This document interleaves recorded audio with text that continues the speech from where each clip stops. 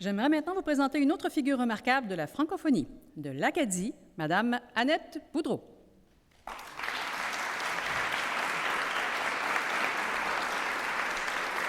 Annette Boudreau est professeure titulaire en sociolinguistique à l'Université de Moncton et directrice du Centre de recherche en linguistique appliquée. Dans ses activités d'enseignement, elle s'est rendue compte que les étudiants provenant de milieux minoritaires francophones prenaient beaucoup moins la parole que ceux des milieux majoritaires. Elle s'intéresse alors aux liens entre représentation, sécurité, insécurité linguistique et pratiques linguistiques en Acadie. Afin de comprendre les origines des idéologies dominantes sur la langue en Acadie et de leur rôle dans la construction des inégalités sociales, elle analyse les discours de presse, d'acteurs sociaux, de citoyens, d'autorités et d'institutions. Les recherches de Mme Boudreau l'ont aidée à comprendre pourquoi les francophones vivant en situation minoritaire ont entretenu des représentations négatives à l'égard de leur langue, représentations qui jouent un rôle fondamental dans la structuration sociale d'une collectivité. Cette insécurité linguistique des francophones de certains milieux a amené Mme Boudreau à s'investir aussi dans quelques associations communautaires. Par exemple, elle a mis en place, en collaboration avec la Société des Acadiennes et des Acadiens du Nouveau-Brunswick, le Conseil pour l'aménagement du français au Nouveau-Brunswick. Elle a également présidé le Comité sur l'affichage commercial, qui a joué un rôle non négligeable dans la mise en place d'une politique de l'affichage à Dieppe. Son récent ouvrage, intitulé « À l'ombre de la langue légitime, l'Acadie dans la francophonie », qui paraîtra sous peu, témoigne de son engagement dans la francophonie nord-américaine. Par son parcours personnel et professionnel, Annette Boudreau a contribué à proposer une conception ouverte de la langue française et à réduire les stéréotypes sur les pratiques langagières des Acadiens. Madame Boudreau, je vous invite à vous approcher.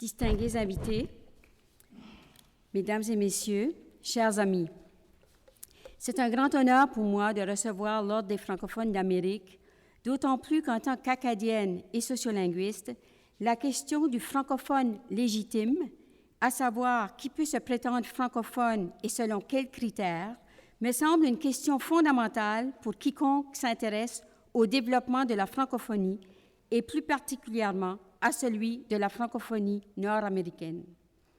En effet, plus il y aura de personnes qui se sentiront admises dans la francophonie, plus cette dernière s'élargira. Très tôt, j'ai voulu comprendre le rôle joué par la langue dans la catégorisation sociale, à savoir qui parle bien ou qui parle mal, ou est-ce que c'est un vrai francophone ou est-ce que c'est un faux francophone, par exemple, question.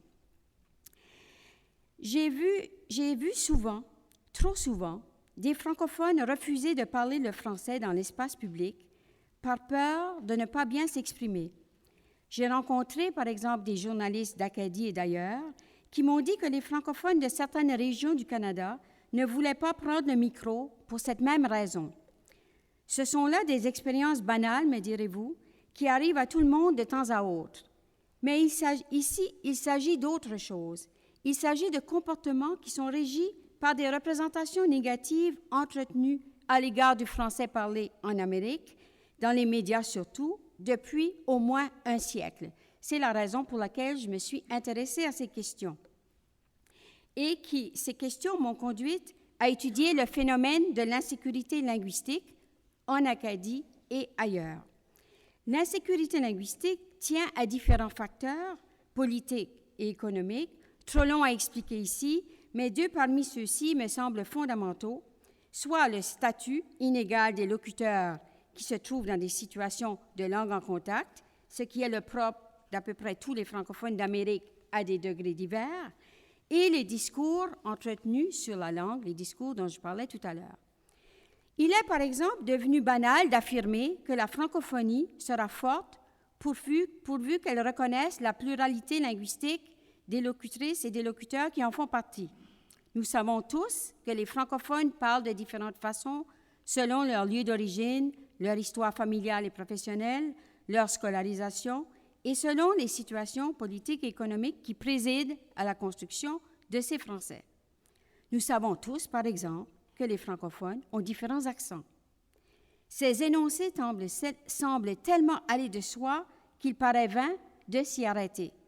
Et pourtant, la langue que parlent les gens ne constitue-t-elle pas un lieu de catégorisation et parfois de discrimination sociale sans pareil, ou encore un lieu de distinction pour celui ou celle qui connaît les codes appropriés?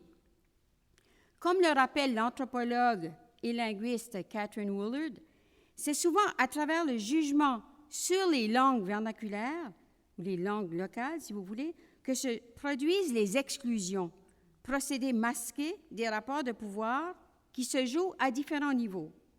L'auteur explique, par exemple, que si la discrimination est interdite envers les groupes minoritaires en Amérique du Nord, les Noirs ou les Asiatiques, par exemple, sur le plan de l'emploi, cette exclusion peut se produire de façon plus subtile par les jugements sur leur accent ou leur parler vernaculaire. Il me paraît donc très important d'essayer de comprendre pourquoi les gens parlent comme ils parlent, d'expliciter les conditions sociales et politiques de production du langage pour ensuite agir sur les représentations. C'est à cette condition, me semble-t-il, que la francophonie s'élargira. C'est à cette condition que les locutrices et les locuteurs consentiront à fournir les efforts nécessaires pour s'approprier le français qui convient dans différentes situations.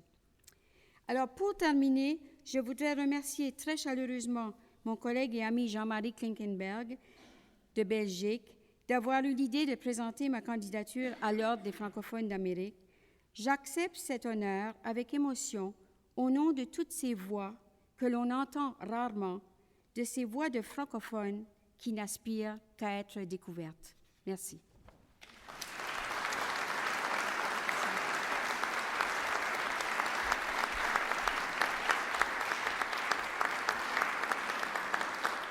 Merci beaucoup, Madame Boudreau.